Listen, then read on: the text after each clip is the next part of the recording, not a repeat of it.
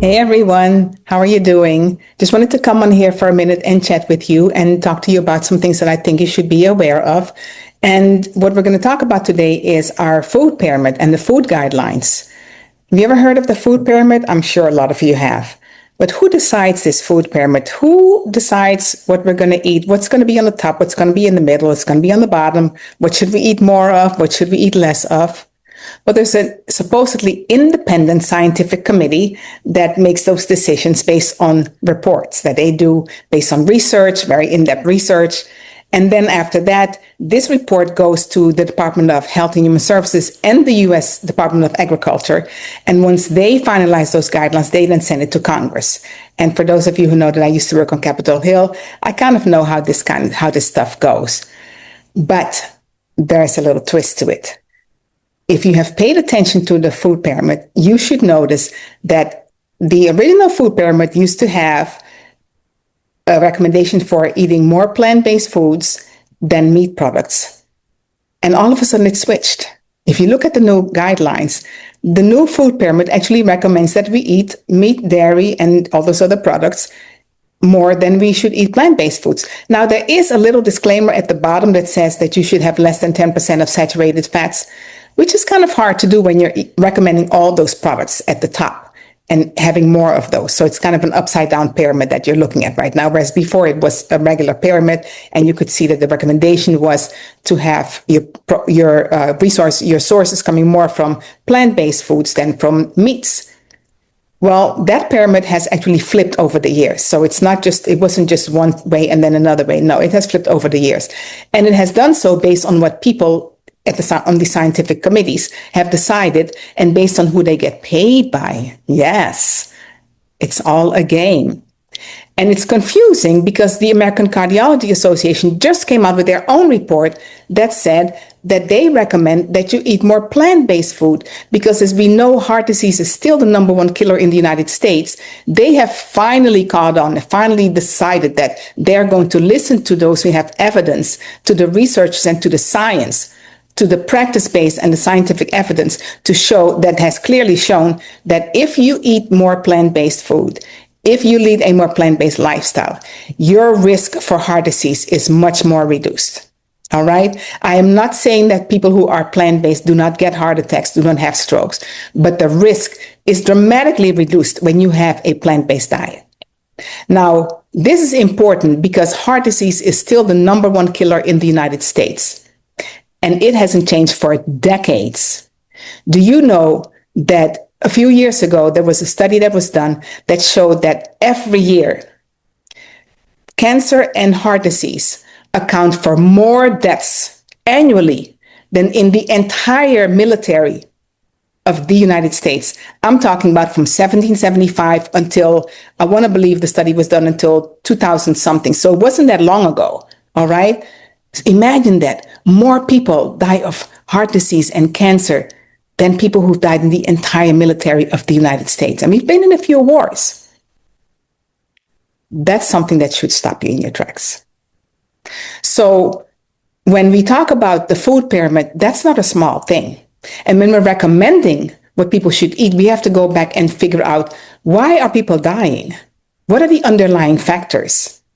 And research has shown for years that people who eat more meat have a higher risk of heart disease.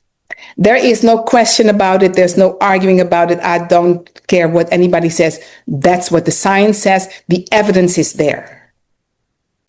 It's just who wants to listen to the evidence. So knowing that the evidence is there, why would we still recommend things that we know put us at risk? The answer is, I don't know. The answer is self-interest, actually. Self-interest, if I had to take a good guess, self-interest. Because the meat industry is subsidized, but produce is not subsidized. So they subsidize meat so that you can produce more of it. They do not do that with produce, which is why it's always so much more expensive. Now, you're saying, okay, so what does that have to do with me? Well, it has a lot to do with you, because when you go to the store and you decide on what you're going to eat, you have to understand what is going on at the higher policy level that trickles down to the lower level at the community when you go to the store and you look at these labels and you look at what's put in front of you. Have you noticed that when you're going to the store, the majority of the store, about 80% of the store, is packaged food? Then a big portion of the food is meat that is not fresh. It's also packaged. It's in plastic. It's packaged. Then you have produce, and then you have your dairy. So the reason that I want to bring this to you is because we already have an issue with the fact that in the United States, about 70% of our food is processed. Imagine how many toxins are in that food to make sure that it's shelf stable. On top of that, our meats are causing heart disease. The evidence is there. And so if our government then says you should eat more of it, that's not a good recommendation. And I'm here to tell you that the evidence is there. The scientific evidence is there for us to not do that. The scientific evidence says that we should eat more plant-based foods. And how do I know that people are getting paid off to give you these recommendations that are not good for you? Because there were studies that were done by the Physicians Committee for Responsible Medicine to show that these recommendations are not based on objective information. So therefore, what happens is that if we are not going to be able to trust what is recommended to us, we have to make decisions ourselves. And we have to decide for ourselves that what we know is that the evidence is there. Plant-based food is much better for you and it reduces your risk dramatically. And for all of us to understand that when we talk about heart disease and other chronic diseases, we hear a lot of numbers, but behind these numbers are people. We're losing too many people unnecessarily. So changing our lifestyle is very important. And it's important for us to understand what is recommended to us and what the contradictions are. Now, not only is there a contradiction between what the government recommends and what the American Cardiology Association recommends, but even Harvard, they have their own food pyramid and they recommend more plant-based food. So it's the government says more meat, the American Cardiology Association and Harvard University's committee says more plants. So you have to decide for yourself what's best for you. You know the evidence. Everybody can go and get the evidence. It's all online. Do not believe the hype of this food pyramid. It is wrong.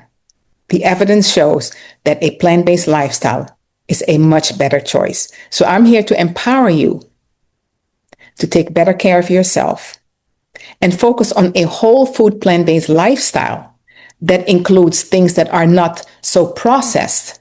Reduce processed foods in your lifestyle, in your diet, for your family, for yourself. Love yourself enough to nurture yourself with the foods that have the most nutrients in them. And the foods with the most nutrients are plant-based foods. They are good for you. They help you to reduce risk. And even when people get sick, like what we saw during COVID, we saw that people who had chronic disease were not able to bounce back. And unfortunately, a lot of people lost their lives. But we also see, and evidence is there, that with a plant-based lifestyle, you boost your immune system. So with an improved immune system, it's not so much about whether you're going to get sick, it's how well you bounce back. And that's very important, especially in a day and age when there's all kinds of viruses going around and there's a lot of things that we can't control. We can't control our environment, but we can control what we put in our mouth. So we also offer programs to help you to reach a better lifestyle to reach a more plant-based lifestyle. And so if you look at our information down below, you can click and we have free calls. We can talk to you about how to improve your lifestyle by adding more nutrients to your lifestyle. We even have programs to help you do that. So look at our programs, click down below, like and subscribe, comment, and let us know how you feel. Let us know how you feel about this food pyramid. Have you ever looked at the food pyramid? Do you understand the food pyramid? And do you use the food pyramid to make decisions for your life? And if you don't use the food pyramid, what is it that you do to decide for your life what is better for you and your family and for your loved ones? I hope that this information was useful to you. and I hope that you will share it with someone. Until next time, take care. Thank you so much for joining us at the Hibiscus Tea Cafe. It is not too late to like and comment on our channel, and make sure you subscribe so that we can continue to bring you more valuable information. And until next time, take care of yourself. Health and wellness is yours.